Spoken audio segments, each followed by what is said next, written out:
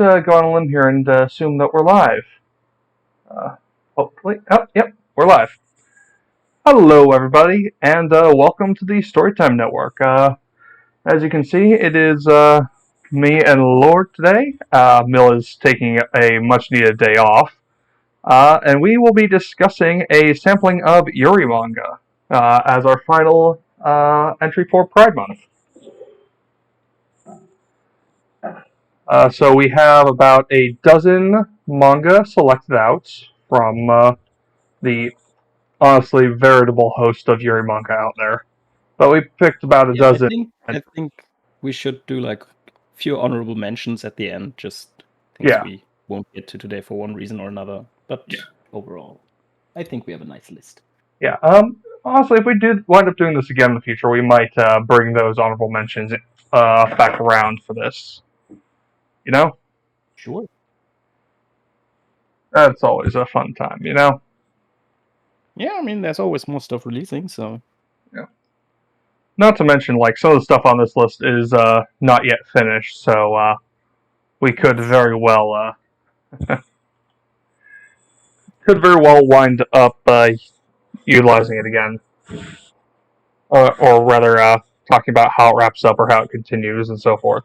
I believe there are maybe like a couple of these that are still ongoing.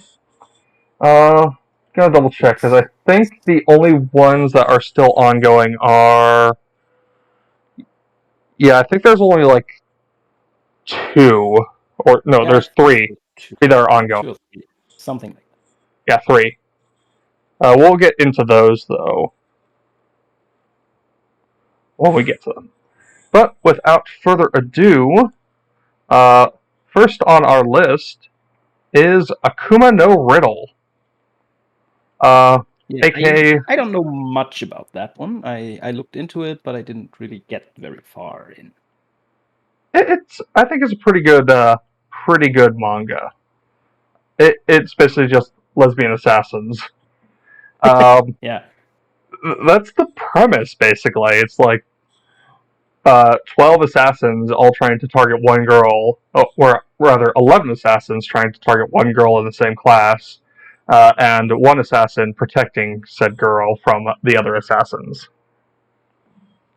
Yeah, I think I read like the first 2 or 3 chapters at some point in the past. That's why I didn't mark it as something I actually read, because I don't really know anything. But been ages, huh?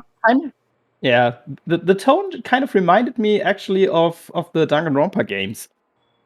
I can see that, but with how the character dynamics even are established in these first few chapters. Just this very, very heightened, very extreme. Everyone is very much their character, if that makes sense.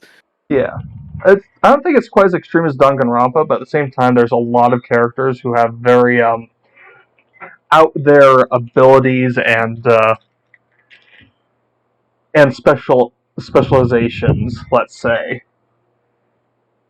So yeah, I won't go into detail on it, but one of the earlier assassins, is a straight up serial killer. So of course.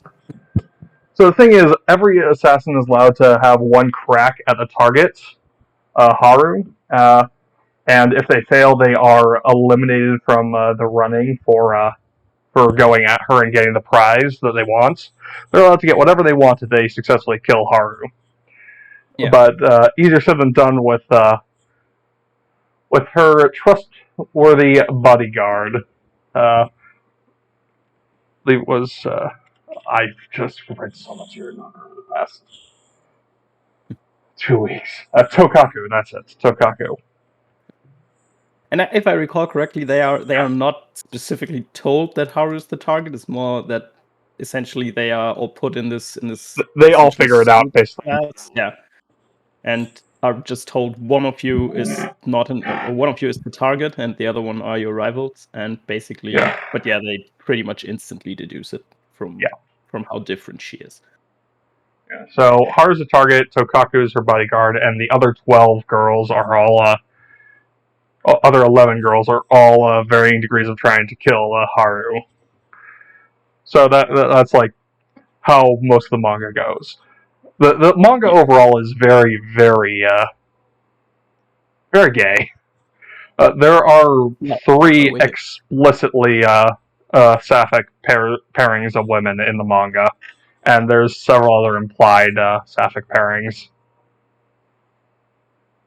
But yeah, it's Yeah, but it doesn't really play like a romance story, right? It's more no, like isn't really about that. It's more about the action assassin fighting aspect thing. it's an action drama with a few splashes of comedy and romance in it. Yeah. So it kind of plays almost more like a battle shonen, really, with the Kinda. It's a with really assassins skills. yeah. It is very action focused, but there's also some fun mind games in there as well. Yeah, I of won't go course. into too much detail because that's mostly in the later stages of the manga, as the assassination candidates are whittled down. Yeah, no, I think that's a good thing that it plays differently, because I think especially like in the early 2000s to the maybe early 2010s even, a lot of, like, I believe the same is kind of true for Boys Love, but it was always handled a bit differently there. But especially a lot of Yuri manga was very much confined to its pretty saccharine romance niche. Mm-hmm. And it's good to see things just not doing that, but still being pretty explicitly sapphic in nature.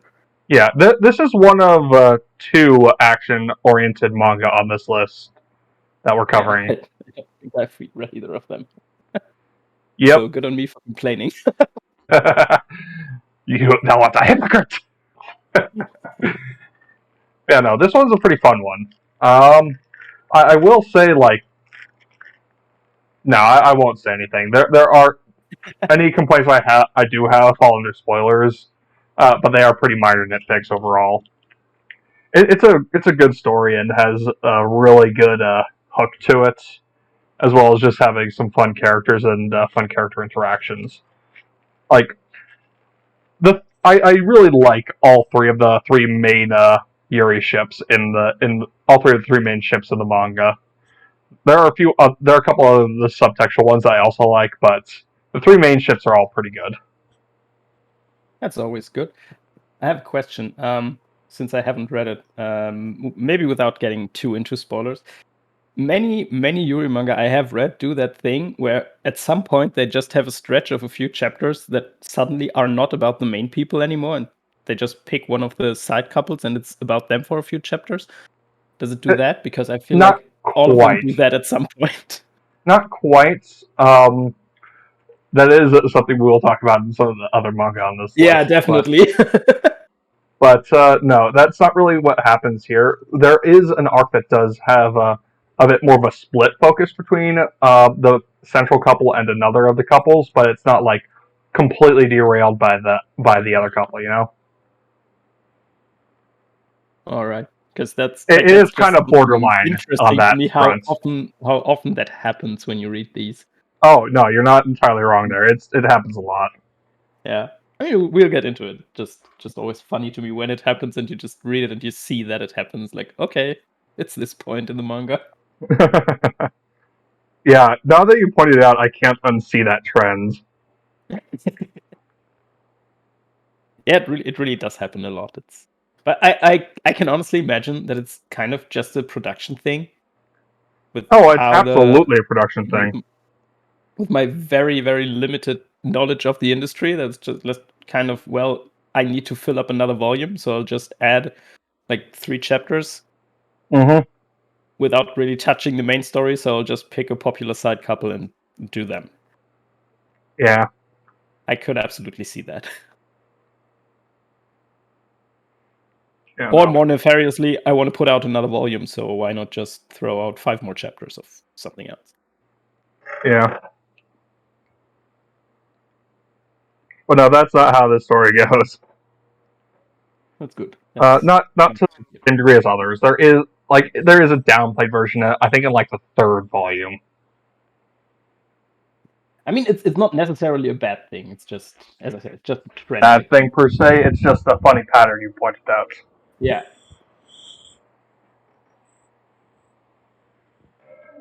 But yeah. Well, I think we should probably move on then to the next manga, Sure.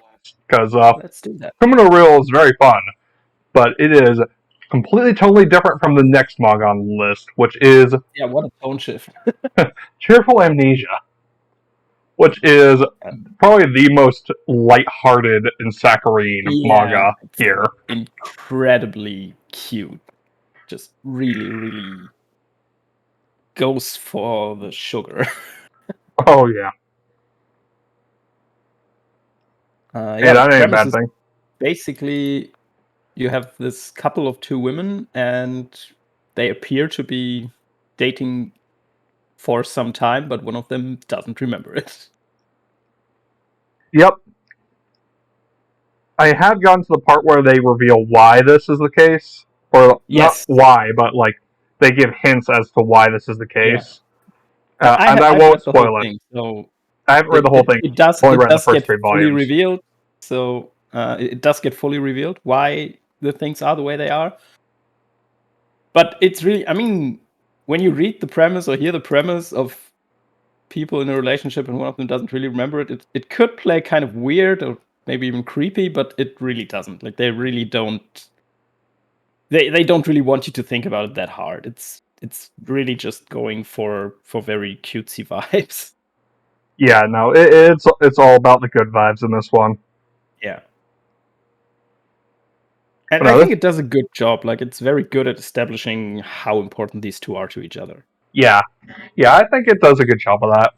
Also, like, Arisa is extremely forward about the whole relationship, which is really funny to me, just because of how many of these rely on unresolved sexual tension. Yeah. I think this does actually a pretty good job of kind of playing it both ways, because many times, not even just in Europe in general, when you talk about romance stories, they kind of end where it would get really interesting, because they end when the couple gets together, and that's fine. That's how this stuff has been for probably hundreds of years.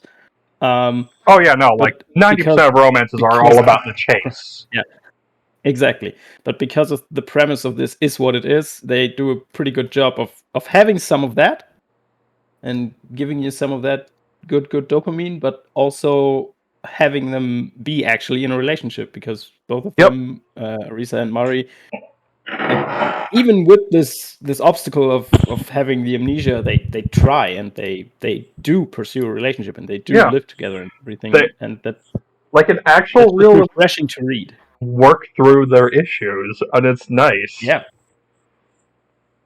And there are issues, like, it's very cute, but it's not all sunshine. Like, they do have stuff to work out, and that's just a very good way to tackle that, I think. Mm-hmm. I do appreciate how the relationship isn't all sunshine and rainbows. Yeah, absolutely. Even though it is a largely sunny manga. Yeah. I mean, it doesn't do the stuff you often see with, like, and then there's the romantic rival who shakes everything up. So that's not this manga. This manga is very much about these two people finding their way. And without getting into spoilers, you start reading it and you basically know how it ends. Like, you can very much see where it's going, and that is where it's going. Not to mention, like, there are a couple attempted love rivals, but they do not last very long. Yeah, but no, never really. Like, none of them have any substance in a way that. Well, it's not that they don't have substance, because those two are so committed to each other. Yeah, they don't. It's not that they don't have substance as characters. It's just like, nothing's gonna happen. Yeah, they don't. They don't have a chance romantically, because those two are so committed to each other. Yeah, no, they are doomed to failure the instant we find out that they're going for one of the people in this relationship's like, yep, nope, you're sorry. No. Hey, second place ain't too bad, but you're not going to get first. Sorry. Yeah. And that too is refreshing, because like that is something, especially if you read a lot of romance, that can get very tiring. Mm-hmm.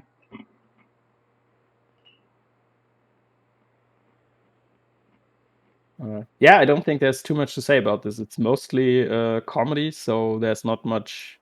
It's a much more fluffy. Much. Than, that's not anything else on this list. Essentially, it's just those two rediscovering what their relationship means, both for them and to them. Yeah. Yeah, in a nutshell, that's what it is. It's a really, really fun time as a manga, but like, it's also very much Yeah. devoid of most angst as well. Yeah, exactly. It's very much about just likable characters being likable. Yep. Honestly, good for them. Could use more of that, you know?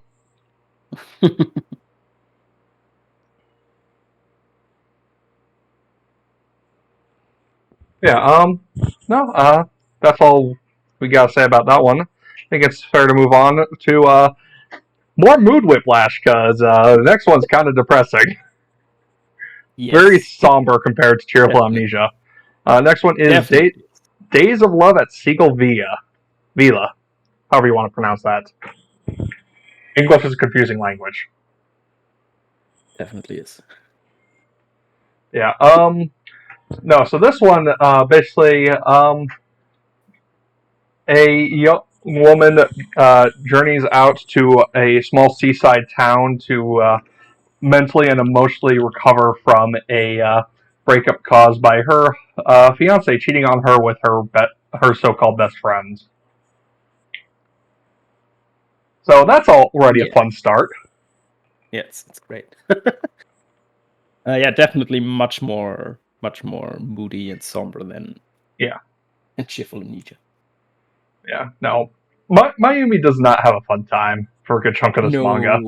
No, she really doesn't. Thankfully, Rin is a nice array of sunshine for her, but like, the initial premise is just like, Mayumi is not having a fun time. Yeah. Essentially, Mayumi goes to this seaside town and to be a teacher there. Yep. And basically, she needs a place to stay and finds this. I don't even know. I think it's said, but I don't even remember why she ends up where she ends up. But I think it's like she's an innkeeper or something. Yeah, something like that. Anyway, she finds this inn to stay at, and the innkeeper is Rin. Yeah. Who is basically a single mom. Yeah, she's taking care of her nephew or niece. I forget. Yeah, they are not her kid, like not biologically her kids, but she's raising them. So yeah, well, no. One of them is a teenager who's unrelated to her, and the other one, I believe, is her niece. Yeah, but she's basically raising the teenager too. Yeah. Yeah, no. That's also correct. Yeah. Let's say she's functionally a single mom. Yeah, functionally, she is. Yeah. And she also runs the inn, and that's pretty much the setup is these two meeting. Yep. That's the base premise, and it is a sort of slow burn romance. It's only 3 volumes. This is one of the shortest ones on the list. That's kind of interesting because I agree. It feels like a slow burn, but it's really not that long. It doesn't take a lot of time, but it feels like everything progresses rather slowly. It's rather slow paced. I think this is the shortest one on this list. That may very well be true. Yes. Yeah, everything else is more than 3 volumes. Yeah. This is the shortest one. So, yeah, no, this is kind of moody and angsty, and like I will say the fact that it's so short, kind of hurts. Like it's not like a deal breaker or anything, but the pacing is a bit wonky at times because it tries to fit a lot of things happening and still is very slow paced, but it is only 3 volumes, so the pacing kind of gets out of hand in both directions. Sometimes things kind of take too long, sometimes things happen a bit too fast. Yeah. The pacing is wonky, as said. Yeah. But on the other hand, like, it doesn't feel like it overstays its welcome either. No, absolutely, and I think even the wonky pacing in a way makes sense because how unmoored Mayumi is when she comes in. Like it's not.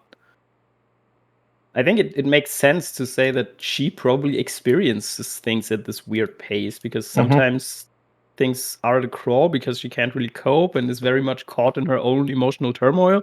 Yep. And at other times, things just happen around her and she can't even really focus on what's going on because everything's happening so fast for her because of how she still is processing things, and then there's new things. And yeah, so I think it even if the pacing is wonky, it even kind of makes sense in the context of the story. Yeah. There is one subplot that I'm not really a fan of, and that's the teenager. I think I know which one. Yeah, it's the teenager and her. She apparently has a very strong romantic / sexual attraction to her half sister, which is not ideal. A bit of an issue. Yeah, that's like the big thing that might turn people off this one more than anything else, I think. Probably, yeah. I mean, it also does have that thing kind of embodied in that subplot where basically just everyone is gay. Yeah. But that also goes for a lot of these. Yeah, no, or like at least most of these ones have a very clear are very clear on. Oh yeah, everyone is some degree of sapphic, or at least like half the cast is. Yeah. That's not a bad thing. Like that's as I said, it's very usual for this type of manga. But it's just another thing that you do notice when you read these. It's like, okay, everyone's just gay. All right, I'll just take it. And not in that I'm gonna call it quote unquote gay group of friends kind of way, because usually everyone keeps it secret from each other because everyone is somehow attracted to each other in some way. So some of these have straight up love to headruns, but that's not really the case here. No, not with this one. This one is very much focused on Rin and Mayumi with the one little hiccup along the road. Yeah. And the side relationship in there, yeah. There are a couple of twists and turns later on, but we won't get into that one. Yeah, I wouldn't get into those ones. Yeah, this is a pretty somber one overall, especially compared to Cheerful Amnesia. Yeah. And I mean, while this does have a happy ending, it's not.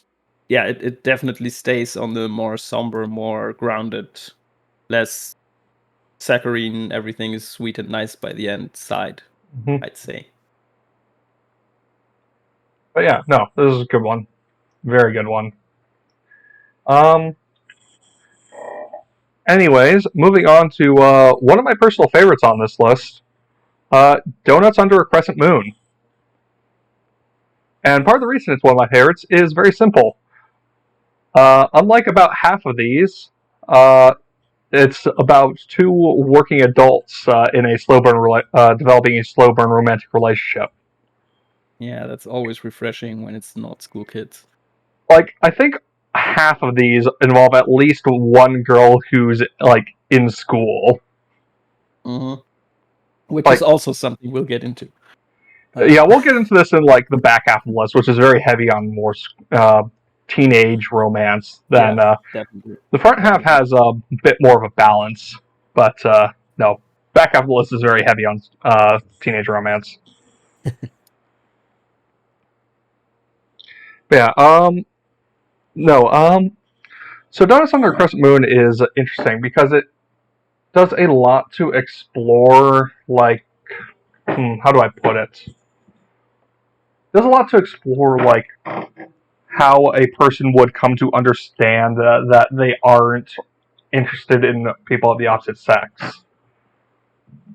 Yeah, it does really deal with basically heteronormativity and societal expectations and stuff in a way that many Yuri manga really don't, where everyone just kind of accepts that they are lesbian. Like, it's never, like, often it's just not addressed. Yeah. Hinako, on the other hand, is just like, she's tried dating men several times and it's never resulted in any sparks on her end. She's always just been like, I don't understand this. This just doesn't work for me. And she finally meets someone who she is attracted. She does develop an attraction to, and she doesn't realize that she's attracted to women at first either. It's just like because she has this new emotional state that she can't even process really as what it is because she has never felt it before and doesn't really know how to compartmentalize this. Hinako and Asahi have a really great relationship that they develop with each other, and but there is also like the complicating factors of Asahi being very much devoted to taking care of her younger sister and putting that before any relationships that she could possibly have, which is an issue that comes to the fore in the second volume. But it does not really, like, it's not in a, like, she's not romantically interested in her sister or anything. It's more she's just very devoted to taking care of her because she's pretty much the only family she has left. Exactly. No, her sister is a different issue entirely. She's actually a really fun shipper on deck type character, which I really like. Yeah, she's actually. like, Asahi, get your head on straight. This girl is perfect for you. Go with her. Well, don't get your head on straight, but you know what I mean. Yes. That was a pun. Yes, that was a terrible pun. Yes, it was. You should be ashamed. I'm sorry. I will never come back.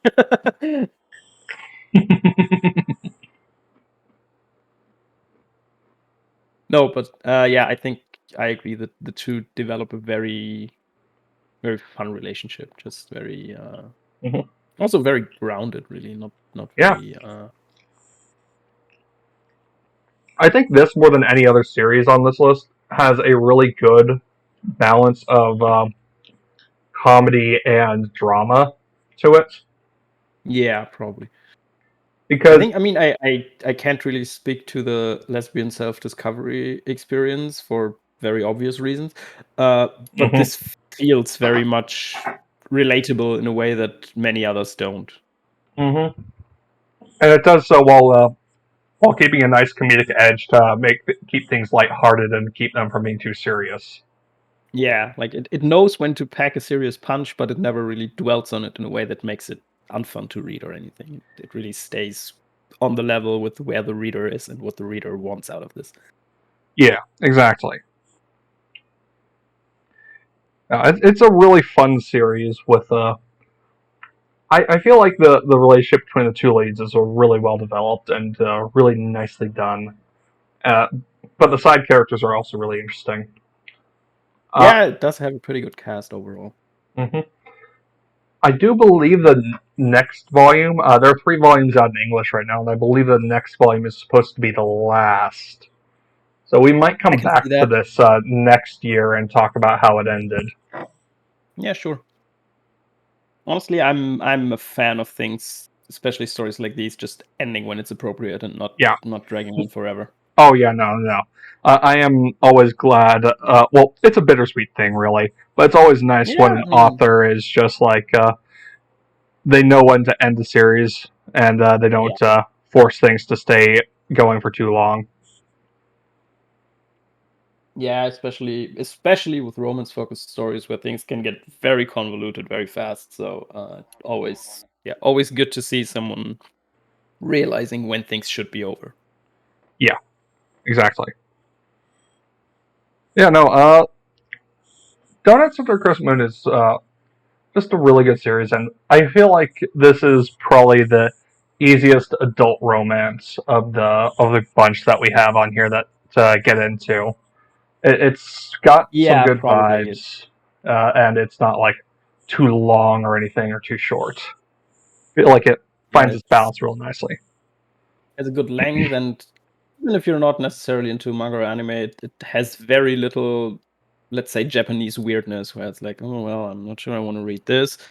I think this is a very, very accessible series, even for people who might not be super into Japanese media. Yeah, no, it doesn't have all the too many dumb, well, not dumb, but all the anime caveats that some of these other series have.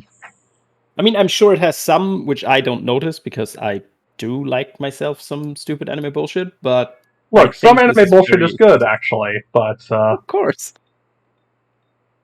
No, but yeah, I think this is, as I said, I think this is more accessible even to a wider audience, as you say. Yeah.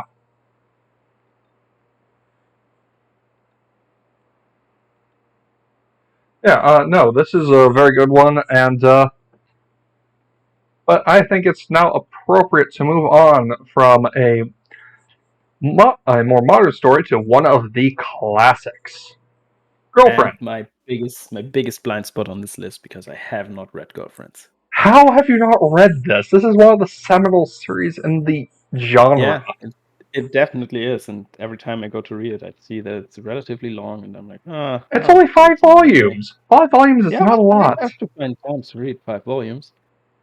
I, No, I, honestly, I don't have a good reason why I never read it. I just never really got around to it because there's always something else. oh my god. It's always like, yeah, well, listen, it has been around since I don't know from when is Girlfriends like 20. 2005 ish? Might Yeah, have been see, it has later. been around long enough. It I can wait a bit longer. Come on, man, you gotta read this one. This one's a classic, and for good reason. That's good. Yes, so sell me on it. Why should I read this one? Well, okay, so it started in 2006 and went to 2010. But it's I feel like what sets this apart from other early Yuri manga is just how much the romance is paired with the character development of the main character. Like Mhm. her coming out, Mariko coming out of her shell and growing into her own person outside of being a shy, withdrawn, study study focused girl, and becoming a more outgoing and you know a somewhat broad character arc, but still a fun one. Uh, and it's paired really nicely with her developing a relationship with Akko, who is very energetic, very friendly, and but has her own issues that she keeps underneath the surface. Like it's a straight up plot point of no, that's not right. But basically, like Murray's growing affection towards Akko comes with her slowly starting to realize, I'm starting to feel things about this other girl that I don't think make a lot of sense. It's just friendship. This is odd.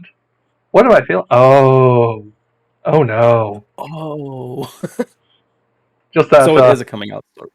it is a coming out story. Um, that it is also a little bit of will they or won't they, but there are also there I are will also say in a supporting manga from gay characters. 2006, in a manga from 2006, I would be more surprised if it weren't a will they or won't they, Yeah, because no, that's how shit was done back then. yeah, that's how it works.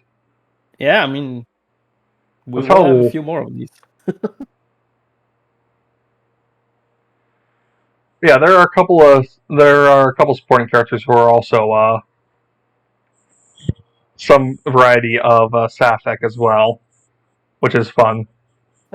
That was very much the setup for a time, Yeah, like especially for like the early 2000s era, that you had the main couple who was basically in their coming out mode, and you had the side couples, usually two who weren't really aware at all but were obviously romantically attracted to each other, and two who were basically in an established relationship. Depending on how the author handled it, they would either state that explicitly or they wouldn't, but that was very much the common setup for a while. yeah. Well, Like we will have a few more on this list that work exactly this that way. one it's more subtextual in this case, and the other thing is like one of them is very clearly also into boys. So it's most of the time when you see this case, it's much more like, oh yeah, all of them are into women, so no need to worry about any singular male presence in this entire manga. And it's like, nope, that's not how real life is. But there are some people who are bi, believe it or not. That is actually pretty rare. Now, the homoeroticism for one of the supporting characters is subtextual but very strong, but she is also very clearly into boys. Still, it's a very fun series, and it's overall it's a combination coming out to Will They Won't They story with little bits. It's got coming of age elements and a little bit of angst here and there because that's how Can't have a gay story without angst. Yeah. Well, you can't have a non-fluffy gay story without angst. Most of it's on Mari's end, but there is a little bit of it on Akko's side as well. Can't have a gay story from the early 2000s without angst. Yep. Yeah. There is also discussion in this manga, which I think is important, of the whole just a phase thing, which is a trope I hate, but which is all too common in Japanese media. And yeah, absolutely. It gets discussed in this manga, and it gets ultimately subverted, thankfully. Yeah. Maybe for some slight background, I think that's still a thing to this day in many sapphic Japanese stories. Basically, there's this view that girls going to all-girls schools will have relationships with other women, but they're just supposed to grow out of it by the time they become members of society. Not gonna lie, that's an absolute pile of bunk. Terrible. Like, it's honestly fucking terrible. Yeah, no, total bullshit. There's nothing else to say about it. Yeah. But that's usually the basis for that take, which again you find often. Yeah, no, it's an awful take, and yeah, I do appreciate whatchamacallit. I do appreciate the manga Bloom Into You for also tackling this and saying like, no, it's not just a phase, and fuck people who think it is. Yeah, I mean, Bloom Into You is. If we go into honorable mentions at the end, I'm sure we'll mention it. But we have done a whole last podcast on Bloom Into You. Yeah, and it does probably at this point represent the gold standard for how to do Yuri romance. Yeah, no, Bloom Into You is easily the gold standard. Yeah, it's really hard to match up to Bloom Into You on that front. And I do want to be very fair and say I don't think any on the list are as good as Bloom Into You. Like, we have good things on here, but Bloom Into You is just, as we said, it's the gold standard. Bloom Into You is kind of not just one of the best Yuri romances ever, but one of the best romances I've ever read. One of the best romance stories ever. Yeah, definitely. It's very, very well made. But absolutely again, we have done the whole podcast on that one, I think, last year during Pride Month. Yeah, we did. It's very good manga. Definitely highly recommend it. Yes, it's very, very good. And it will probably be the new classic people refer to when they talk about Yuri Manga. Yeah. And not to say anything against Girlfriends, it did kind of set the standard early on, but it is not the gold standard anymore, unfortunately. There can only be one. Yes. Bloom Into You has kind of taken its crown, but it still does hold a special place in a lot of people's hearts for good reason. And I mean, listen, being the second best is not bad.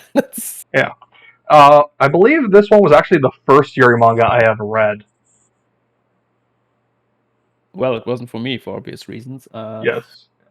But I honestly don't remember what the first Yuri manga I read was. I would have to guess and probably lie. Yeah, Girlfriends is a modern classic for good reason, and it'd honestly be remiss if you didn't at least give it a look, given how good it is. It ended in 2010, so I'll promise that I'll have read it by 2030. By the time the ending has its 20th anniversary, I will have read it. That's all I can promise. Anyways, moving on from an old classic to a new series that is somehow even angstier. You and take the wheel on this. We should say, that this one is still ongoing. It's How Do We Relate? Yeah. and it goes hard on the oof. Yeah, why don't you take the wheel on this one? Because you are much farther along on it than I am. Yes. So basically, the premise is these two girls meet in university. So again, not school children for once. Yay! Mm-hmm. And basically on a whim decide to start going out.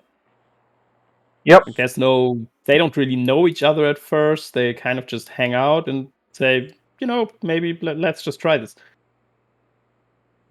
And they do try it, and for the most part, for the first few volumes, that is very much the story. Just them getting to know each other, getting to learn each other's boundaries, learn each other's baggage, figure out what their relationship is, and how far they can or want to take it.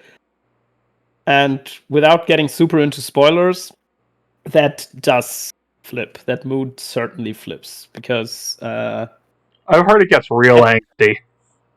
yeah, it gets real angsty. And I mean, honestly, I will just say it because people might read this and get pretty upset with it otherwise. They do break up at some point, and there's an author's note at the end of that volume, and he pretty much, or she, they pretty much just say outright they didn't really want to write a romance. They wanted to write a story about people moving on. So it's not out of the question that they get back together. They, at this point in the manga, it's all pretty angsty and pretty, yeah, as I said, it goes hard. It's and I really don't know where it's gonna go. But that alone makes it an interesting read because it's something else. It's different from pretty much everything else on this list. Mm-hmm.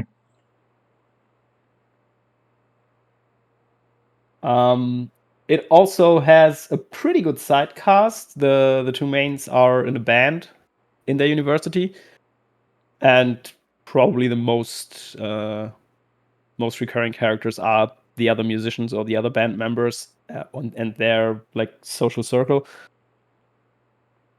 And one of them is kind of an asshole because he keeps asking Miwa out on a date, and she is not into men, so that will never happen. And he kind of doesn't get a clue, and that does kind of get annoying. But never in a way this story never makes that out to be a good thing.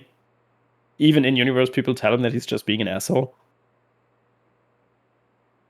And yeah, again, it goes pretty hard on what it wants to do, but it also works really well in establishing these characters. And because it goes to a place other stories like this don't go to, because you see them being angry at each other and just being at their emotional lows. It's very different from other Yuri romance stories. I'll say. And that alone makes it a good read. Like when I finished a particular volume, I was like, oh god, I can't go on reading this, but I also went online and pre-ordered the next one because I gotta know. Yeah, I'm honestly I'm holding off on reading more of the series because I want to know more about how the series goes from the point you mentioned. Because yeah, I mean, I don't want to get invested in the series only to have my heart utterly destroyed. Yeah. And that's the thing, it's not even like they break up and that's kind of it. It doesn't pull its punches. They break up and it's messy, and the aftermath of that is also very messy. And when they see each other, they are kind of dicks to each other because they had a very messy breakup, and it's This does not sound like a fun time. Fun. Yeah, it is fun, but not like that. It's fun to watch, kind of, but not really. Yeah, not really. It kind of sucks, but it's also just, yeah, as I said, it shows you characters from a position you don't usually see, especially in these kinds of stories. And as I said, I wouldn't rule out them getting back together in the end. I will keep you posted if you should read it or not. Please do. I do want to know because I did like reading the first volume and change of the series. It's just hearing about the whole breakup thing is oh no, angst. Damn. And I do want to say, I absolutely want to commend the author on not being upfront with that, on building that emotional trust you have in that relationship, and then rug pulling you basically and going, no, fuck you, this shit happens. Yeah, I don't like being bait and switched like that, unfortunately. Yeah, I mean, technically I agree. Like, it's not what I bought these for, and I kind of sat here reading it and was like, what the fuck? Binge But as I baited. said, at the same time, it's not like it's not something. I don't think it's healthy, or I don't know. I don't know how to say this without sounding like an asshole. But I think it just makes sense to read this, especially because you rarely get to. Because either when there's stories about breakups, usually you're either just supposed to pick a side, basically. Mm-hmm. Like the author tells you, this person was correct and this person wasn't. But because of how the relationship is structured, you get very good insights into both characters and you understand both of them. And you honestly, knowing that it's happening, I think if I were to reread it, you would probably see that it really can't work, because while they are very cute as a couple and it's very fun to read, they are also on some emotional level fundamentally not Incompatible. compatible Mm. unless they get their shit together. And so far, they haven't. Yeah, that's So, always yeah, a I rough think- realization in any relationship, it fictional or absolutely is. real. It absolutely is. I think, but that's also why I want to keep reading it, because, again, that's just something you don't really get usually. Mm.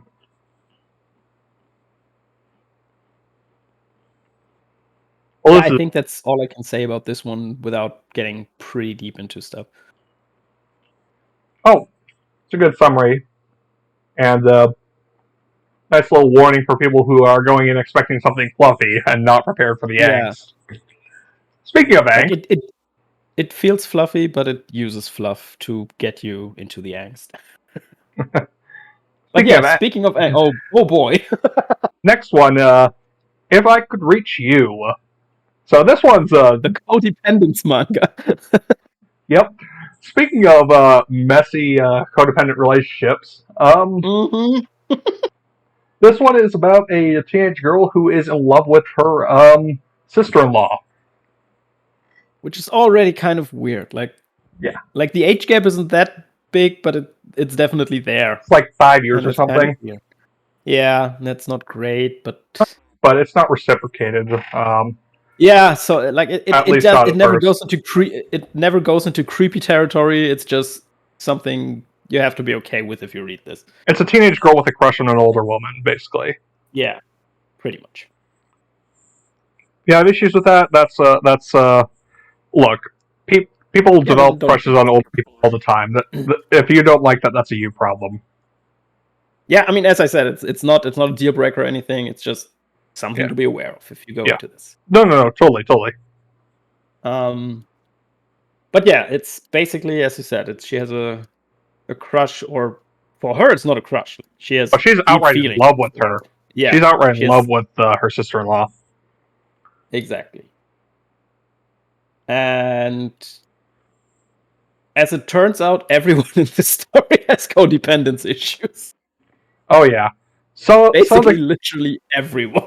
Some of the codependence issues are more of a thing of like, they just don't want to let go of a relationship for whatever because they feel obligated to be in that relationship, and other times it's just full on like, I cannot live without this person by my side.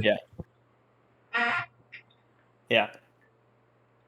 And it, as opposed to How Do We Relationship, which goes hard later on, this one goes hard the whole time, but goes like, it just comes in at a good ending. Yeah. This also does have technically. This also does have the thing of, this supporting character has her own romantic story as well. Yes. I think it's like around volume 4 or so, middle of the series. Yeah. Yeah, this has a very, very obvious, and this is the gay side couple. Yeah. Which is also weird. Like, they are both kids, but one of them is a middle schooler and the other one a high schooler, I think. Yeah. But they are not that far apart, like 2 years or something. 2 years. It's not that bad. Like, yeah. Age gaps are really depending on proportion of the proportion of the age gap and the the relative ages and also just like where they are at stages of life. A 20-year age gap is not going to make a huge difference if if both people are over 40, but it's going to make a massive difference if one of them is under 20. Exactly. And none of the age gaps in this are that wide. Like, none. But yeah, this like when I read this and felt and saw the side couple, I felt very reminded of those old things that always had those, because it very much plays like that. I mean, not that that's a bad thing. No, absolutely not. It works well actually in this one, and the side characters overall are actually pretty fun. Yeah, and it helps that they that those two lighten the mood quite a bit. Like Kuro and Miyabi have a really nice dynamic that's just like very good to kind of get your mind off of all the angst that's going on with Uta and Kaoru. Terrible angst, yeah. I mean, at this point, I'm contractually obligated to say that a French-Japanese girl named Kuro is always going to be something I like, but that's from a different very gay show. Wakaimasu. That was an inside joke most people won't get because no one watches that show over here. Yeah, no, it goes. This one goes very deep into the character's psyche, and honestly, not necessarily a happy place most of the time. Yeah, no, all these characters are to some degree kind of fucked up. And honestly, also all of them are some degree of assholes. Yeah. I will say, with maybe the exception of the main girl, like she's pretty alright. You mean Uta or Kaoru? Uta, I mean. Yeah, Uta. Yeah. She does try to do her best. Yeah. Like, she's not perfect, but like some of the side characters, not all of them, but some of the characters are very, very, I'm gonna say very obviously bad people. Like, just they make shitty choices, they know they are shitty choices, and they make them anyway. Oh, especially a certain character who becomes especially prominent towards the end of the manga, right? Yes. Yeah, definitely. She's kind of a colossal asshole. Who is also the subject of this one's... Now we have 5 chapters about someone different. Yep. Gosh. But no, that's... But I think that's very much the mission statement of this one, is to hurt you. Like, it goes very, very hard on the emotional distress of the characters. And it does a good job of that. It does a good job of... Especially, again, without getting into spoilers, especially in the later volumes when things get actually explained, it does a pretty good job of explaining to you why these people are the way they are. It doesn't make them better people, but it does make sense. I do also appreciate that it goes out of its way to show that while several of these relationships are deeply, deeply unhealthy, like, the people in these relationships may have good reasons to be in their relationships, even if they don't, like, 100% feel even if some of the time the reasons are not perfect reasons. Yeah, no, like, that's what I mean. Like, all the people, you can understand why all the people are where they are. But it's deeply unhealthy for most of them at one point in the story or another. Yeah. And and again, understanding them doesn't necessarily make them better people. In 2 instances, probably quite the opposite. Something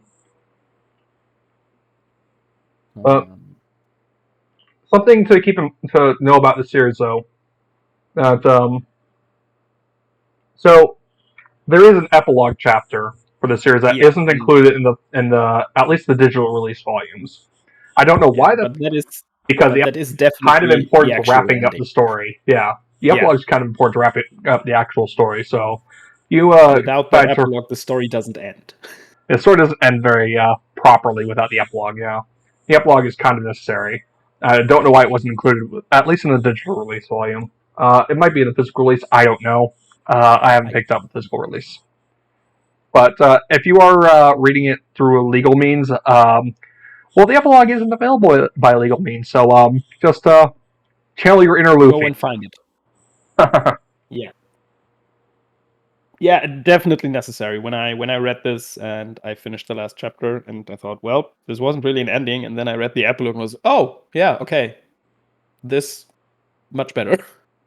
It really does turn the series around. The epilogue makes the series feel a lot more complete than a standard ending would, than the original ending does. Yes, 100%. Yeah, no, overall, very good series. 7 volumes long, so a bit of a longer haul than some of the other stuff on here, but it's not the longest on here by quite a bit. No, the longest one is actually a couple away from the one we're talking about, but we'll get into that one later. Now, this one is still quite good. Speaking of mood whiplash. Oh, yeah, no. Next up, from one end of the angst spectrum to the other, Kase-san. Yes. And it should be noted, this one is actually, I mean, it's definitely not the longest either way, but this one is longer than most people think because it does have a sequel series that is very good. Well, for now, though, we'll talk about the original 5-volume run. Yeah. But if you finish the first series, Kase-san, there is a sequel series called Kase and Yamada that follows them into adulthood, which is really nice. And it is very good. Like, it's a very good read. It's very... Yes. It's just more of the same, so if you like the first series, you will like the second series. Mm-hmm. But it's well done. Oh, yeah. I think I definitely wanted to bring up Kase-san because most people are aware of Kase-san, but not of the manga. They just know the OVA. Mm-hmm. And I just need people to know that there is more.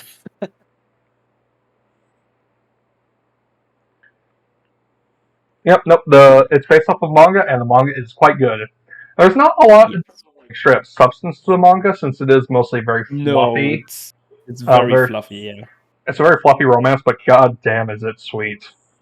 Yeah. It's again very much if you liked what you saw in the OVA, you will like this because it's just that but more. Mm-hmm. But yeah, I don't even have a ton to say about it. It's if you like that part of it, you will definitely like the rest as well. Mm-hmm.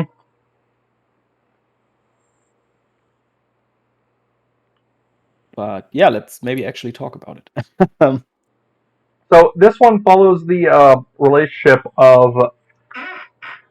developing relationship of Kase and Yamada, 2 high school students.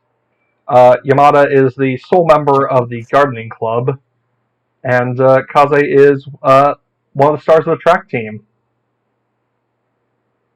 And this series basically follows their developing relationship. Like, the first volume is them developing and eventually getting together, and the first and everything following that is just them navigating how to do a romantic relationship, basically.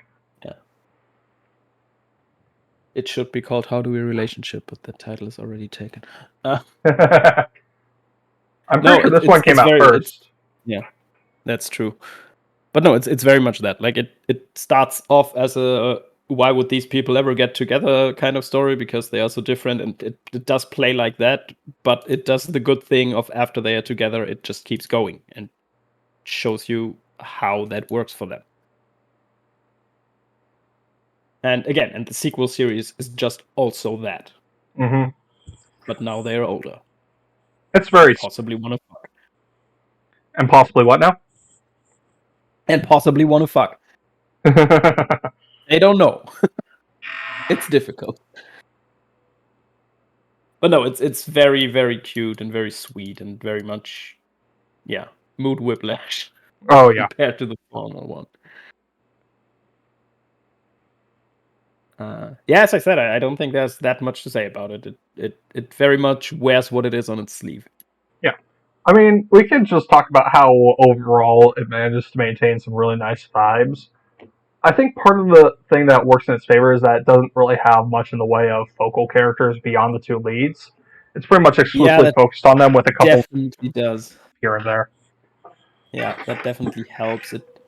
Because it sidesteps a lot of the, well, maybe these side characters are actually more interesting because they have more conflict going on. No, it's not about that. It's really just about those two. And there are recurring side characters, of course, because why wouldn't there be? But it never really strays in its focus from what it's actually about. Yeah. Which is that kind of not vanished. Like there's a bit more straying in the sequel series, but not to the extent some others do. Yeah.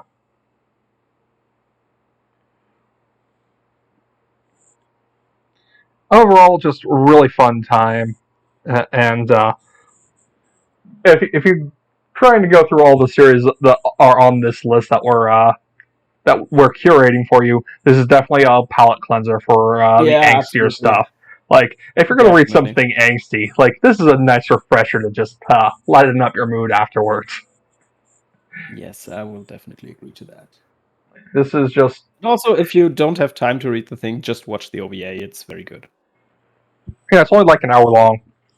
Yeah. So, definitely, you're not wasting any time. It's not a huge time commitment to watch the OVA and absolutely be delighted by it. Yep.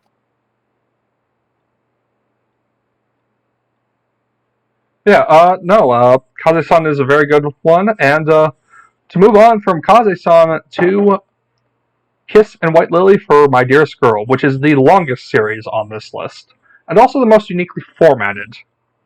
And another one I haven't read. I'm kind of surprised. We did a whole read-along thing in the server, and you didn't tag in on this one. No, I don't even know why I didn't, but I think I didn't really have time then. Whatever. Yeah, so this one... But it is completed, right? It is completed. 10 volumes. Yeah, maybe I'll just... Oof. Well, I'll read it at some point. Yeah, it is the longest... Read Girlfriends first, yes, that is the priority. But no, this one is a little bit uniquely formatted because it is kind of a half anthology. So you know what, Laura, you know what you said earlier about it being, there's this main couple and then there's a side couple that gets focused on for a few chapters. Is this one all side couples? This one is that trope taken up to 11. Because there is one singular main couple, but there are like a good half dozen side couples that each get their own volume of focus. Wonderful. It's great. It's really great.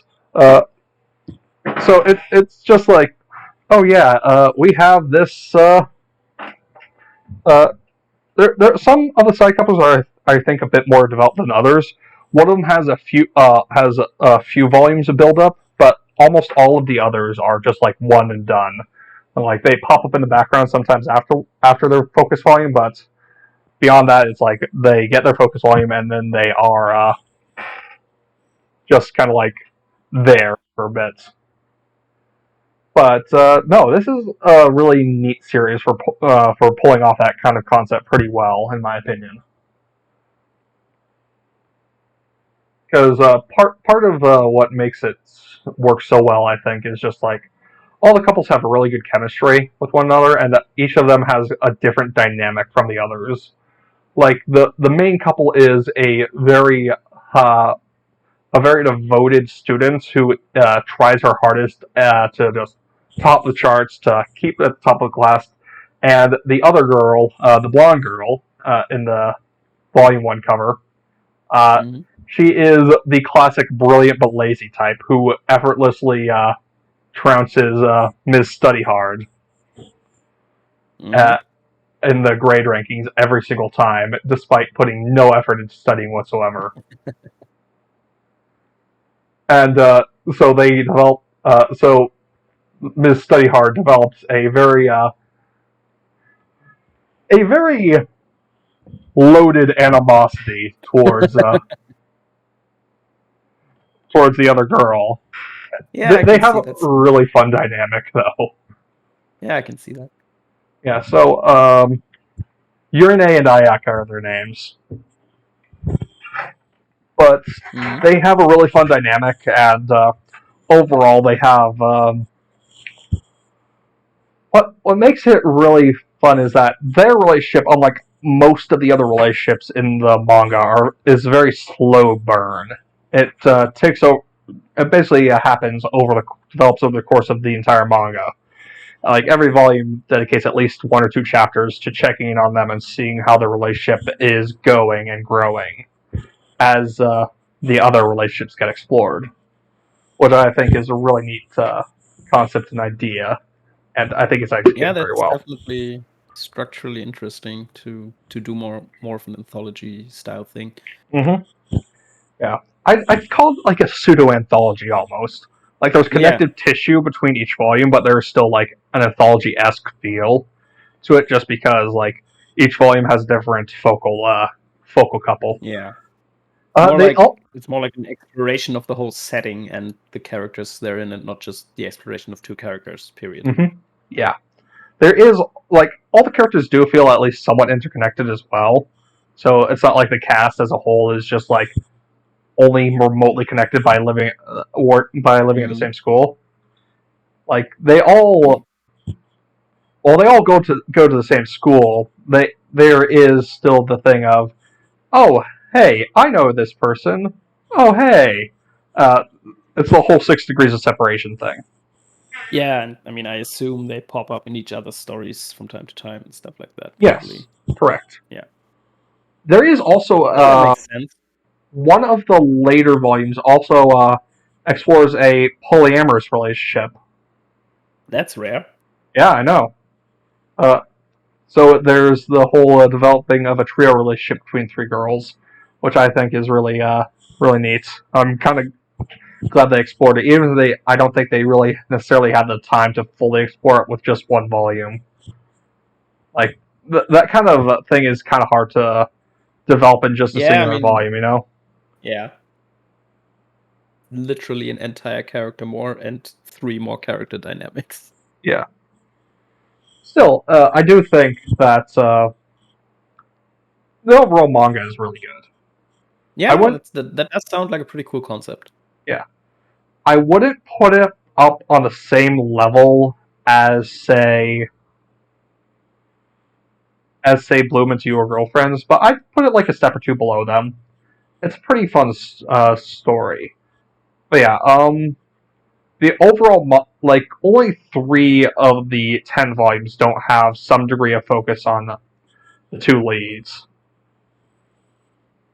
Everything else is just, like, has some degree of focus on them. But, yeah. No, it's good. It's quite good. Yeah, it sounds like an interesting concept. Once I've read Girlfriends, I'll definitely give it a look. So you're telling me that Girlfriends is your next manga that you're going to read. Right after you get off the stream, you're going to read Girlfriends, and then you're going to read this. Just immediately. I sure believe that.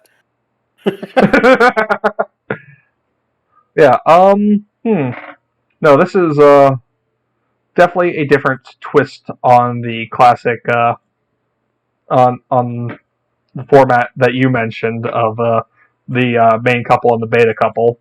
Yeah. Because it's a little extra up taking up to 11, but it's a really fun execution on it, I think. Honestly, it sounds to me like that's almost the better option for doing that, because then you can just really devote time to the side couple and not just use it as padding, basically. Yeah, no, because that's the whole point of the manga. It's like, yeah, exactly. Yeah. But yeah, no, this one's a very good one, and definitely would recommend it.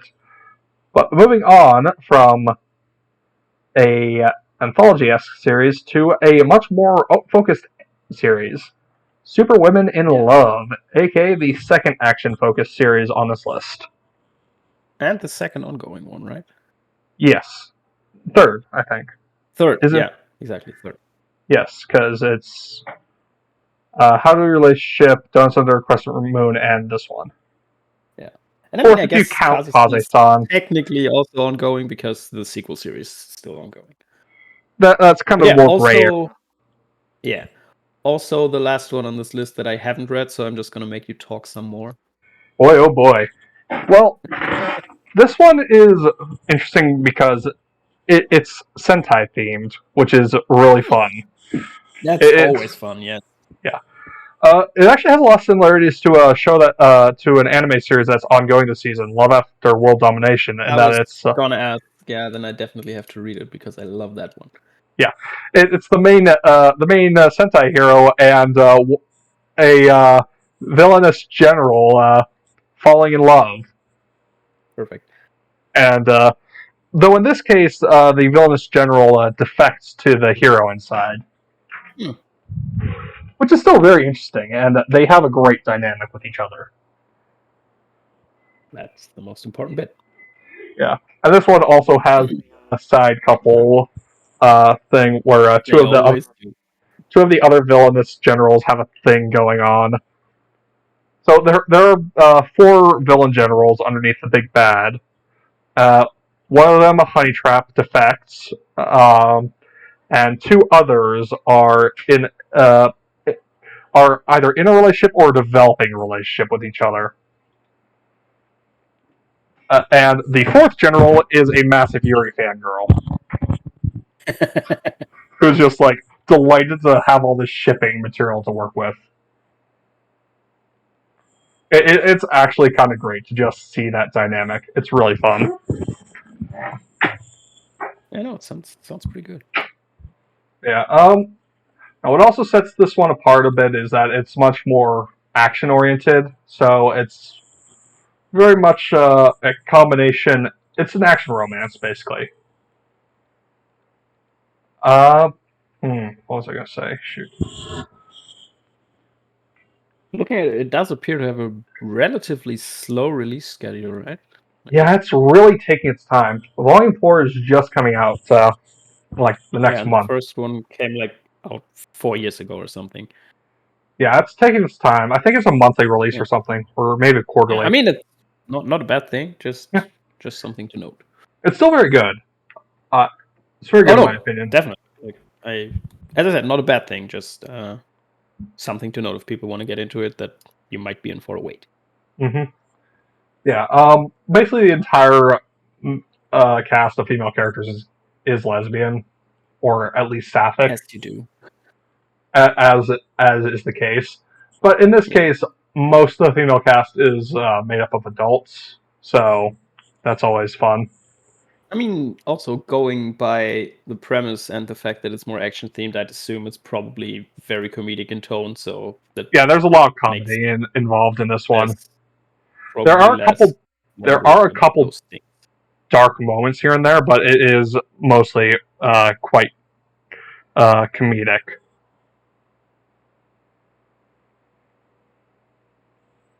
But what was I gonna say? Oh yeah, there's also just like the whole Sentai spin on it is also really fun because it's basically like, oh cool, these cool transformations, oh cool, this cool Sentai battle. It's just a fun time, you know. I'm honestly surprised that anime or manga don't do more of that. If it's maybe don't want to step on another big staple of Japanese media's toes thing or something, because like anime and manga are perfect for making fun of Sentai stuff, just because you can go crazy when you don't have to actually put people in suits. Yeah, well, we've had 2 straight seasons of anime where we've had Sentai themed anime, and that's great. Yeah, but that's 2 seasons in 2022, and the Sentai thing's been going on since like the 70s. I know, but like I'm saying that this might be an indication of, hey, maybe we might be getting more of these. Yeah, I'm all for it. I think it's great. Yeah.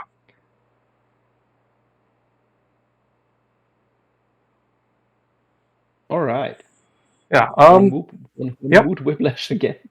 Moving on to the penultimate entry on this one, and the only one that I haven't touched. Sweet Blue Flowers. Yeah, Sweet Blue Flowers. I mean, that's probably the other classic on this list. Like, besides Girlfriends, it's the one everyone tells you kind of have to read because it's so seminal for the genre. I don't know, man. I think it's really angsty. Yeah, I mean, don't bother. Oh, I mean, it's not even bad. it's a lot. It has everything. It has childhood friends. It has people sleeping around. I mean, not sleeping around, but Dating around? yeah, they might even be sleeping around. The show is not very, or the manga is not very explicit, but it's just, again, it's one of the classics, and I can see why it's one of the classics. I mean, it's from, let me see real quick. It's from 2004. Oh, And as well. yeah. And it very much is the codifying series for all the things I've talked about. Like, you do have the side couples who get maybe undue amounts of attention. You do have the slowest of slow burns. You do have the all-girls school. You do have the classic chapter or arc where there's a theater production of Romeo and Juliet. It has everything. But when I read it, I personally didn't get why it was heralded as such a great thing. Because 8 volumes, 62 chapters is not that much. Like, it's more than most things on here, but it's not that much in the grand scheme of things. And it feels overstuffed at times because there are many people in it, many characters in it who are all in some way, shape, or form in relationships, like either like romantic relationships or just related to each other by blood, or just related to each other through the story. And some of these characters are, as you do, terrible people. Some are not. Some can't really help it. Really, it has everything. Everything you can pack in a romance manga, this has it. All topped with a healthy heaping of gay angst. Sounds like a real fun time. Yeah, absolutely. If you're a masochist. Yeah, I think it bears mentioning just because it is heralded as a classic, and people interested in the genre will sooner or later stumble upon it. But I think it's maybe good that other things have taken the classic and gold standard spot, because this one really doesn't hold a candle to many of the things I like much better. Like, I think most of the things on this list that I've read, I've liked better than Sweet Blue Flowers.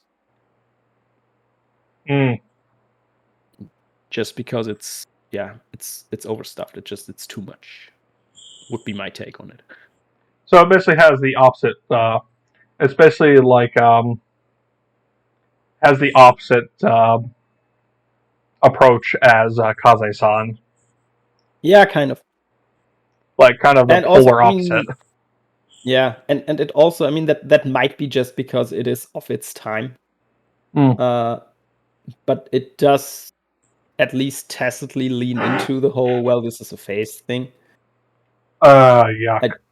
I don't think it has been a while since I read it, so I don't want to say anything that's wrong, but I don't think any of the relationships are really written in a way, maybe apart from the main couple, but I don't think any of the side relationships are really written in a way that indicates that they will go on after school. And yeah, it is both a product of its time, and at the same time it's kind of disappointing because it ran from 2004 to 2013, and much better things came out in that time frame. Or rather, things I personally like much better. I shouldn't make absolute statements like that. Yeah. Well, not every Yuri Manga is going to be for everyone. Yeah, no, definitely not. I mean, and I'm not angry I read it. It's just it wasn't really what I wanted it to be. You're not mad, just disappointed. Kind of.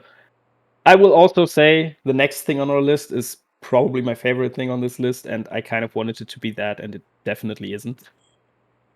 So it has the double issue of being a bit angstier than your taste, and also just being like not living up to your expectations of another really good Yeah, series. pretty much. And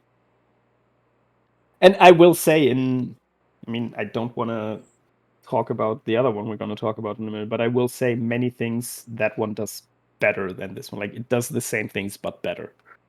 That's good to know. And yeah, that's always but that's always disappointing when you read something and you have seen it done better before, and it's just like, Yep. damn I it. mean, part of it's the Seinfeld effect in action. Yeah, definitely. I mean, that's definitely a thing about Sweet Blue Flowers is I don't know if it made the tropes, but it definitely, like, if you have read Sweet Blue Flowers, you see it in everything. Yeah, Even I can. up to Bloom Into You with the theater performance stuff. Like, that's very much, that is in here, all of it. Yeah, that's what happens when you pen a classic. It tends to, unfortunately, get outmoded. Yeah. But I have to say, I have to be honest, I don't think outshining this one was too hard, because it certainly was popular and it certainly isn't terrible or anything. But especially looking at it from today, or I think I read it like 5 years ago or something, it also isn't anything special. Not everything can be special, but hey, we gotta at least give the classics what they're due, right? Absolutely. And I would say, even if you haven't touched it yet, like if you do find the time, give it a look. Like it's not terrible. You're not going to go away from it and go like, shit, I wasted my time. That's not what this is. You have to know what you're getting into, and what you're getting into is a very, very angsty series from 2004. Mm-hmm. I think it does have an anime adaptation, but I It have does. never checked that out. It Do not does, know but if it is good or bad. I believe the anime is. I don't know if the anime is still being distributed or not. I haven't found it on any streaming services. Also, looking at it, it has like 11 episodes, so it definitely no, will that's no not way be covering. can Yeah, cover the that's whole not thing. enough. Oh, yep, Yeah. it's on Crunchyroll. There it is. Yeah, look at that. Yeah. Have you said anything? Everything you want to say about the series, though? Yeah, I think I did. All right, moving on to the final entry on our sampler list. We're going through these pretty fast, actually. Yeah. Whispered Words. Well, we will have honorable mentions to discuss, but yeah, Whispered Words. Whispered Words is, to me, kind of the overlooked gem of the genre, because I think it's very, very good, and I don't think people really talk about it. Gets slept on too much, huh? Yeah, and I honestly don't know why, because it's just really good. I do want to specifically shout out for this one the art. Like, none of the ones we've talked about has bad art, but I think Whispered Words has very good art. Mm-hmm. Very, very unique character designs in a way that many don't. Yeah, the characters are all pretty distinct looking. Yeah, and also they very much look like characters from this series. Like, it's you couldn't really put them in something else. It wouldn't really work. The art style is very distinct for what it is. But yeah, as I said, this is probably my favorite from this list, and is definitely the one I will always go to bat for when people talk about Yuri Manga, because, as we said, it's one people don't really talk about, and I frankly don't understand why. That's how it often is. You find people all too often sleeping on your favorite Yuri manga, or your favorite manga in general. Honestly, manga is a lot more obscure than a lot of other mediums. Yeah, even in like, a lot more people watch anime than read manga. Mm-hmm. I mean, that's because anime is a more passive experience, so you can just not exactly. It's just more have accessible. to do anything beyond absorb. Yeah. Another thing I will mention before we get into the actual series, there is a manga, an anime adaptation, but I haven't seen it, but I have seen what's in it, and it basically ends. It just randomly ends. They didn't even pick a good spot in the manga to end. It feels like they thought they would get 10 more episodes, and they just didn't get them. I've heard. Have you read the? I've read the first volume and change. Okay, then I don't know if you've even gotten to the point where the anime ends. I don't mind the mild spoilers, man. It's just like, yeah, there's a segment in the story where Ushio goes like on a vacation with her family, Hmm. and she loses her phone, and then Oh she boy, finds it again, and that's how the anime ends. that's a pretty weird place to end. Yeah, like they didn't even pick a spot that makes sense. They just kind of didn't have more episodes apparently. So I would probably not encourage people to seek out the anime and just read the manga instead. Yeah, sounds like a good idea. Yeah. I've only gone so far as the formal introduction of Akamiya and his sister, who I Mm-hmm. find extremely annoying. Yeah, and that's probably, as we've said earlier, there are probably things. If there was something where I would say, well, this is probably the one that will turn people off, it's probably Akamiya. It's not Akamiya necessarily have an issue with. It's his sister being a annoying brat. Yeah. But Akamiya, I am ambivalent on. It's Yeah, I really mean, hard having a male character in a Yuri series, if I'm being honest, because there's always that yeah, fear that people will have of, oh no, this dude is trying to get in on, trying to get in the yeah. way of this wholesome relationship, and bleh, you know? Yeah, and I mean, he's also a cross-dressing character from the early 2000s, so, you get what you get. Yeah. But other than that, it does all the things. It does have its side couple. It does devote at some point a few chapters to them to pad out the runtime. All the stuff I mentioned are in this. Like, this is very much, as I said, this is very much to me the better version of Sweet Blue Flowers. Yeah, Sweet Blue Flowers is only 2 Um, years older than this one. yes, it is. Like, this may very well have been inspired by Sweet Blue Flowers. I don't know. I don't know if Possible. they are. I mean, in a way, as I said, in a way, everything has been inspired by Sweet Blue Flowers. That's at least how it feels like. But no, the basic conceit of this story is there are these two, again, high school girls, Sumika and Ushio, and Sumika is like a black belt. She's super good at martial arts, I think karate specifically.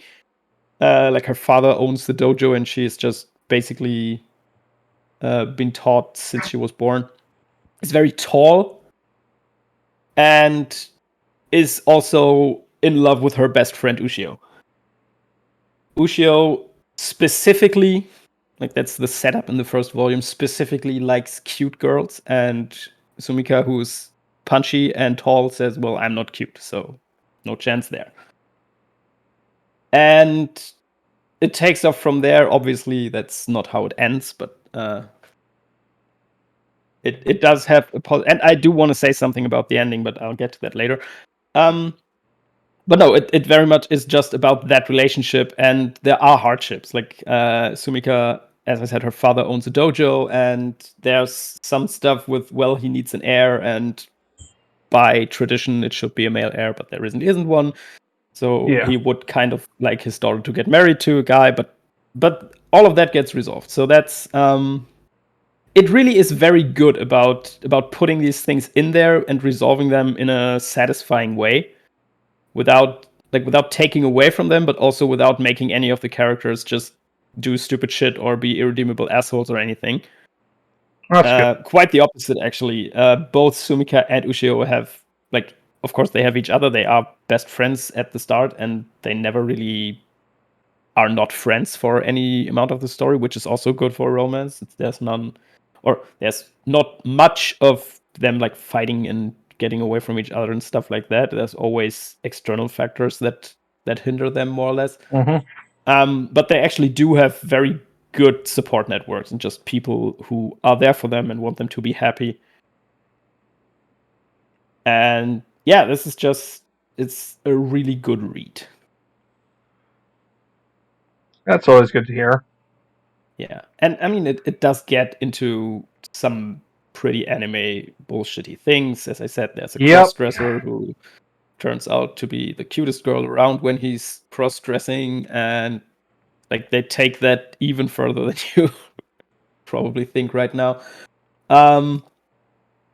It's all very dramatic. Like, there's high drama. There are times when things really just conspire to make things take longer than they need to.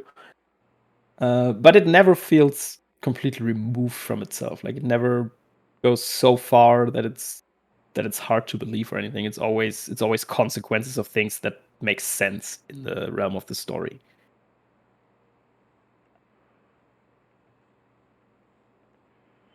So yeah. And yeah, I do, as I said, I want to say something about the ending, because this ending is pretty much explicitly about gay marriage. That's nice. Because sorry, spoilers ahead, but I think this is worth mentioning.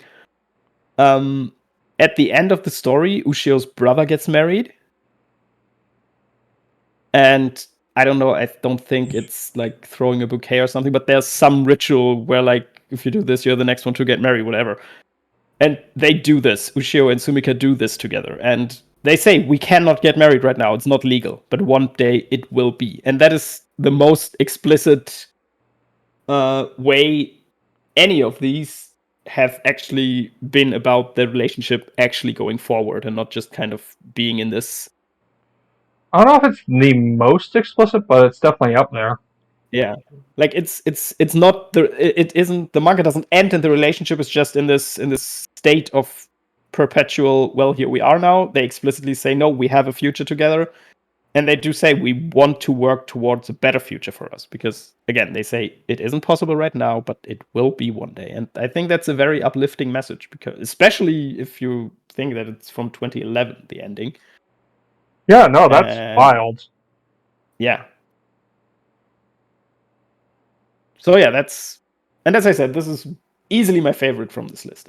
This was my favorite Yuri manga overall before Bloom Into You came out. Dang, that's always a good endorsement. Yeah, that is all of the manga we have on our list. I'm just gonna throw up the overall list of manga that we had, and do any of y'all want to look those up while we go through our honorable mentions? Please feel free to do so. We definitely recommend you look these up because these are really good manga. But Absolutely. which manga did you want to start out with, Lore? Well, we'll just go back and forth with a couple recommendations. And just for honorable mentions. Yeah. Of course, Bloom Into You, as we've mentioned before, is the gold standard. Yeah. If you haven't read it, you should definitely do so. Yeah. That's an easy recommendation. It also has a light novel spin-off that's about Sayaka, which is also really good. Yes, I haven't read that yet, actually. I haven't read it yet either. I haven't had the time. Yeah. But from what I hear, it's very good. And yeah, again, that's the gold standard. Like, that's what I measure everything else against. Yeah.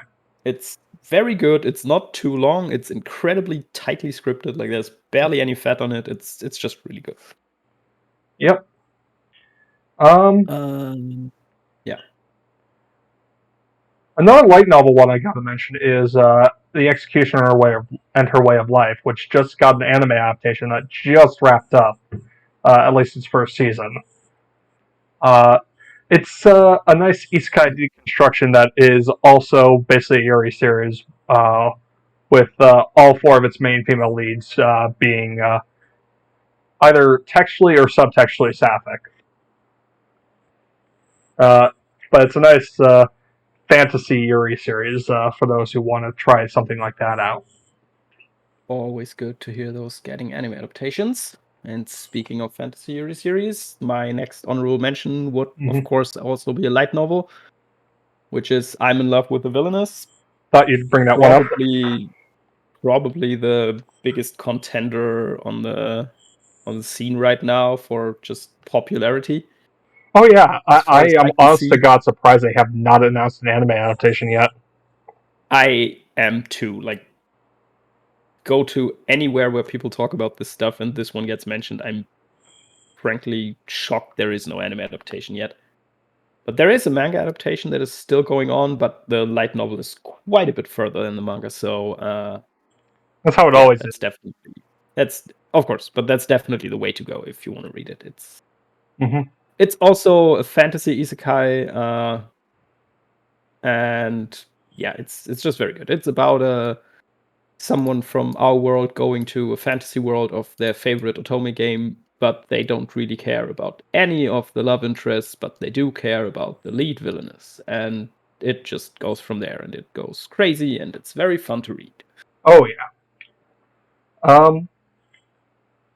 And one more light novel mention I'd like to mention is Roll Over and Die, which is the only fantasy light novel that we've mentioned that isn't an isekai. It is more in the realm of dark fantasy, though, because it's basically, oh, hey, the two lead girls are basically both experienced slavery for some period of time.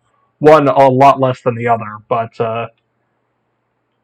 it's much more dark fantasy and all about just the two leads trying to navigate their own life away from from a lot of shit that goes on around them, but having a hard time doing so just because That's of how, pleasant. yeah, just because of how present all that shittiness is around them.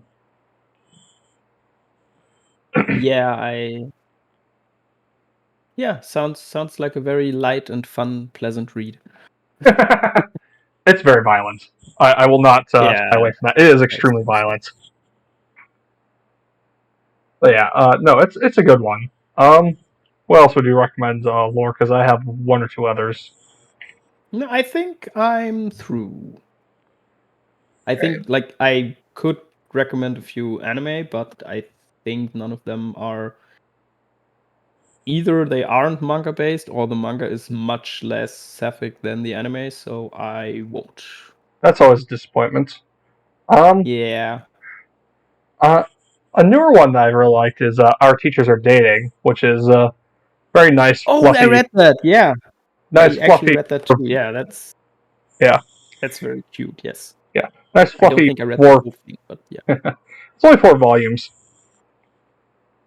Oh yeah, so it just was very short. Maybe I read the whole thing. I don't. yeah, it's only But four yeah, no, volumes. I now you mention it, I remember it, and it's actually very good. Yeah, it's very fluffy and very very cute. Yeah, very sweet. It's just about two teachers at I believe it's an all girls school who start dating, and all their students are like super down for their Yeah, relationship, and all just the students are very much into them dating. yeah, they're like hardcore shippers, Yeah. all of them, and it's great. Fair It's very warning, nice. not safe for work. Oh yeah, no, there is some very non safe for work stuff. Speaking of not safe for work, another one that Oh no.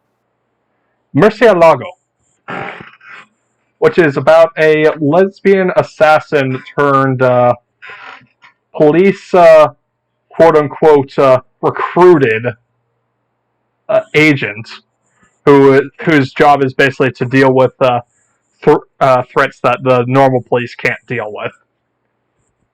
She's a right sociopathic asshole, but she is very fun to follow. And yeah, most of the women in the cast are some degree of gay.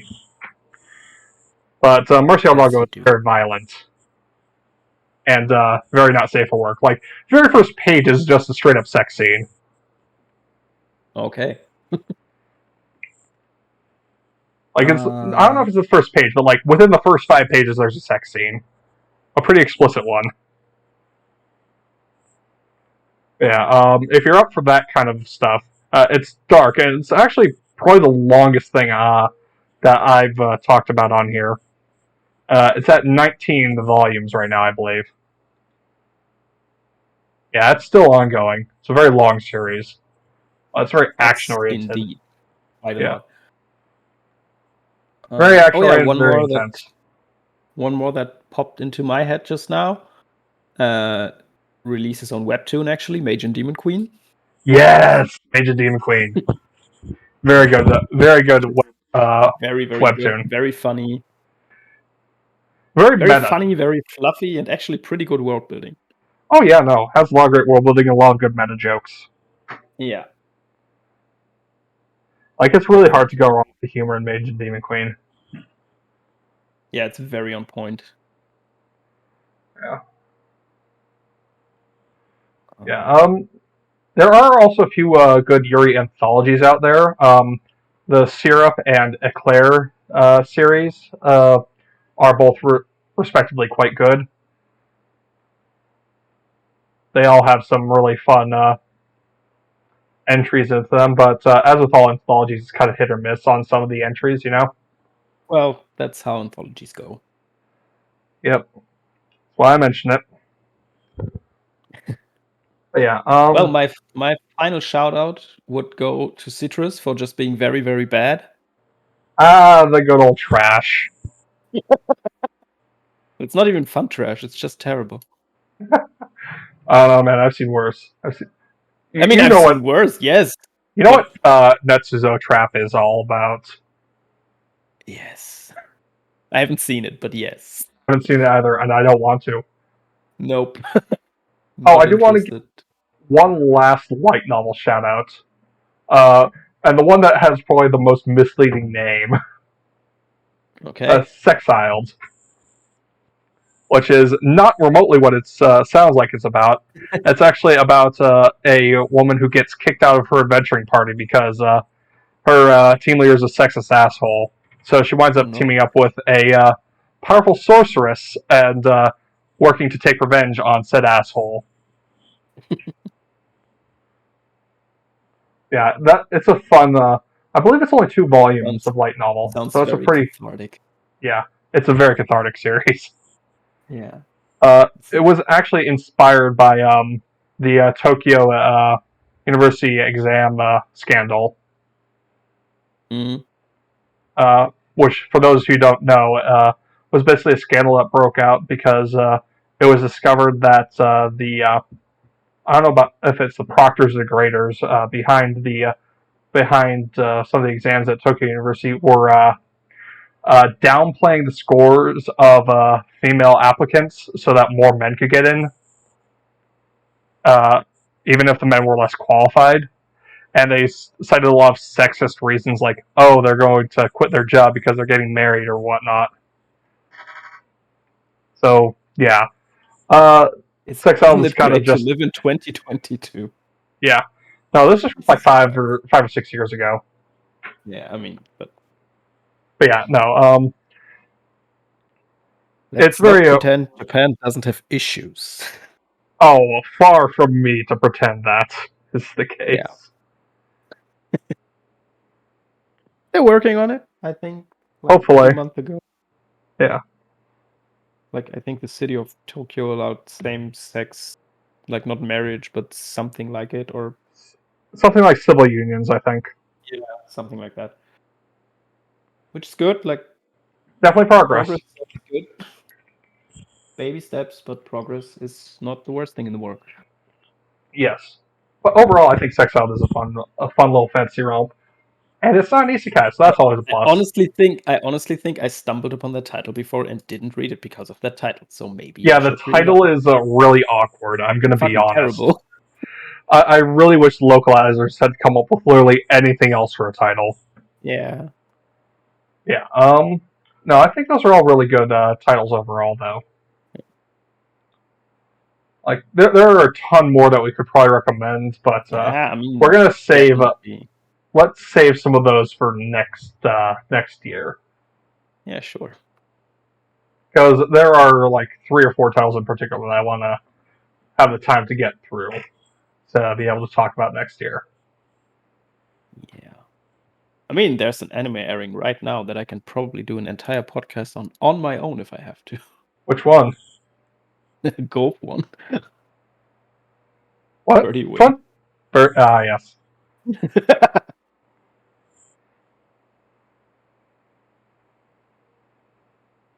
But yeah, I think for now we're good. Yep, this is a good list, I think, and I'm definitely happy to have gone over it.